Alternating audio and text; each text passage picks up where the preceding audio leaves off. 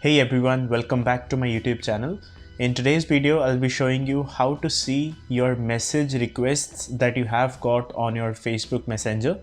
Now, since Facebook has changed the interface on their Facebook Messenger app, they have kind of hidden that message request thing. Now it's extremely easy to get that option, but they have hidden it somewhere. Now to get that option, what we need to do is when you go to your Facebook Messenger app, on the top left corner, you will see your profile picture. What you need to do is click on your profile picture and you will see that another menu will appear up. And here you will see the third option. It will say message requests. When you click on message request, you will see that all the message requests that have been sent to you, you will be able to see them.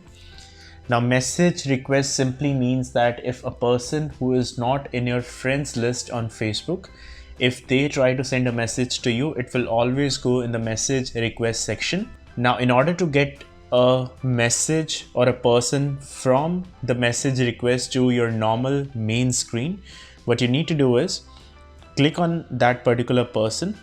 For example, if I click on this one, then if you reply to that person, let's say I just reply hi, and once you reply to that person, you will see that there would be a notification saying that you can now message and call each other and see info like active status and whatnot.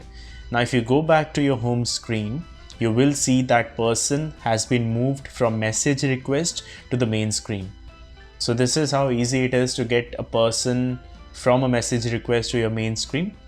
So thank you so much for watching this video. I hope you liked it and it was a bit of a value information for you. If you like this video, do hit the like button, and also if you're new to this channel, do consider subscribing so that whenever the new videos are up, you're the first one to be notified about them. With that, you guys have a great day and I will see you guys in the next one.